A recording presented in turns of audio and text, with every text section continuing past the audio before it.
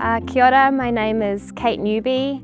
I'm from Aotearoa, New Zealand, and I live in Texas. When I first came to Sharjah, we came out here to Kalba, and I remember standing in this space and just being struck by really how dramatic it was. So as soon as I visited, I knew I wanted to work here, and I love this site because it's right next to the water and it's right next to the desert. It's got the mountains.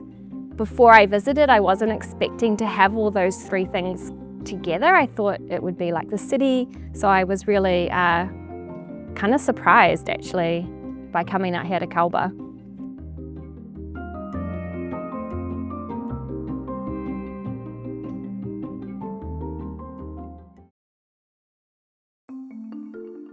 I always want to make work that has a relationship to where it's been exhibited, and I wanted to create a project here for the ice factory that couldn't be anywhere else.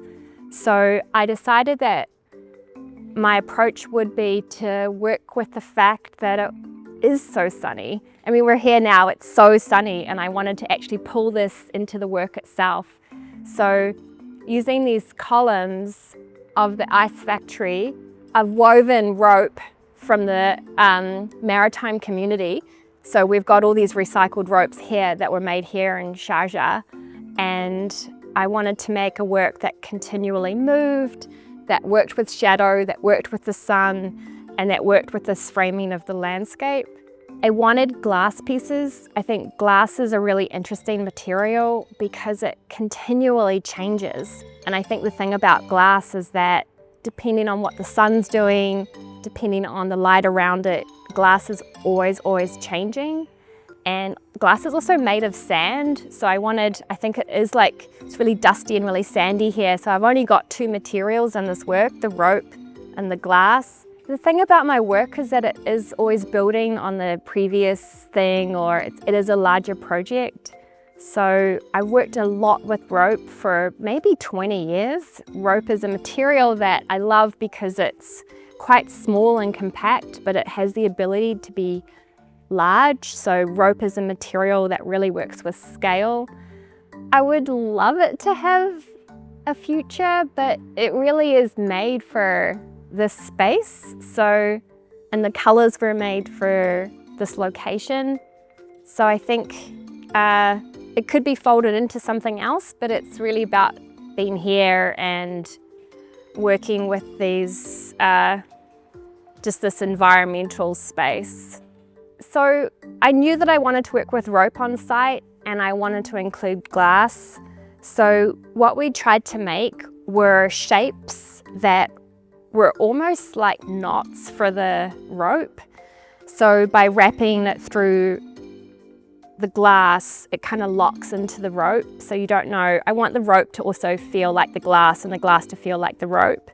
So as you can see, it's kind of being developed and composed for different strands of rope to come through it. And I worked with Canberra Glassworks in Australia to make these pieces, and I think they're just like so beautiful. And I'm hoping that they'll keep changing depending on the sunlight. But the funny thing about glass is that it kind of has a mind of its own. So even if it's dark, it kind of glows. So I'm just really interested to see how these colors translate at different times of day in this space.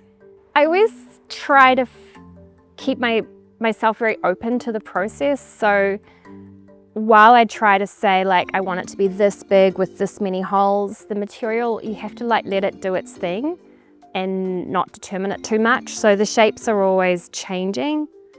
And I think that's what I love about it. I think there's a lot of collaboration just with situations and circumstances and people. You know, like this is a very collaborative work with site. Like without these columns, this work wouldn't exist, and there's a type of codependence that happens with site and with people and with communities to make the work.